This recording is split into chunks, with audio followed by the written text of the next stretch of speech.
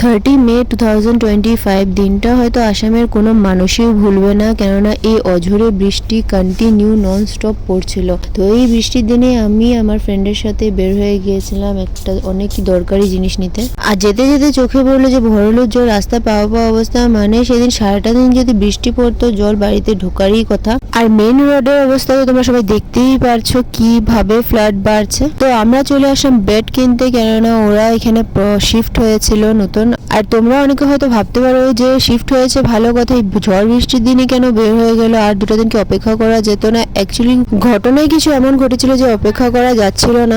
ওরা অ্যাকচুয়ালি কালকে রাত্রে এখানে শিফট হয়েছিল, আর যে রুমটাতে ওরা শিফট হয়েছে রুমটার অবস্থা অনেকই খারাপ, মানে রাত্রের মধ্যে ওখানে জল উঠে গেছিল। তো যেমনি হোক আজকের মধ্যে ওদের শিফটিং করাই লাগছিল, তার জন্য ওরা সকাল সকাল এসছে, রুম একটা ঠিক করেছে। আর এই অজস্র বৃষ্টিতে বেড ডেলিভারি করাও কোনো মতে সম্ভব ছিল না, তার জন্য আমরা অ্যাড্রেস লিখে চলে আসলাম। মামার সাথে আমি চলে আসলাম, ওরা মিষ্টির দোকানে কিছু মিষ্টি নিয়ে তার ওরা চলে গেল ওদের রুমে, সেখান থেকে ওরা গাড়ি করে জিনিসগুলো এখানে শিফট করবে। আবার কিছুক্ষণ পরে আমরা ওদের রুমে গিয়ে দেখলাম যে বেডও চলে আসে, তো ও হেল্প করছিল বেডটা সেটিং করতে, আর আমি আবার বেরোয় আমার বাড়িতে চলে আসলাম হুইপার আর পোছা নেওয়ার জন্য। আর হ্যাঁ, একটা কথা যে ও আমাদের কলোনিতে শিফট হয়েছে, যার জন্য আমার একটু সুবিধাও হচ্ছে যে আমি ওর হেল্প করতে পারছি এই বৃষ্টিটার মধ্যে। তাহলে যদি ও অন্য কোথাও রুম নিত হয়তো আমি বৃষ্টির বদলে যেতে পারতাম না। আর রুমের অবস্থা এতটাই খারাপ ছিল যে কি বলবো, আমি আর ওকে কিন্তু ঘষে ঘষে যতটুকু পেরেছি ক্লিন করেছি, বাট তথাপিও ওদের আরো করতেই লাগবে।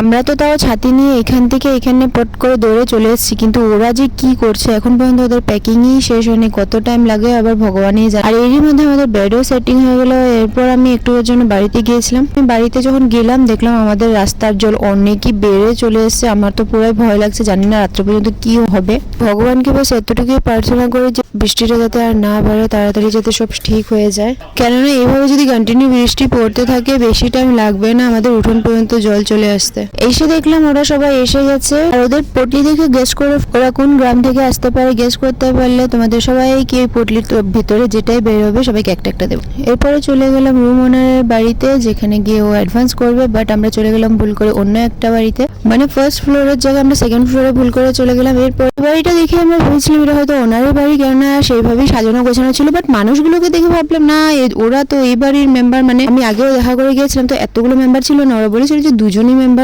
এরপরে ওনারা বললো যে না, মালিকের বাড়ি হলো একদম নিচেরটা, এটা অন্যদের বাড়ি। এবার আমরা ফার্স্ট ফ্লোরে আসলাম এবং রুম ওনার সাথে দেখা করে অল্প কথা টথা বলে ওদেরকে রেন্ট দিয়ে চলে আসলাম। এরপর বাইরে এসে যে ফ্রেন্ডস আমি দৃশ্যটা দেখলাম, ইটস রিয়েলি হরিবল। আমি আর কিছুই বলতে চাইছি না, তোমাদের কার কার সাথে এমন হয়েছে প্লিজ কমেন্ট করে জানাবে। হোপফুলি এই সমস্যাটা অনেক জলদি সমাধান হয়ে যাবে। বাই।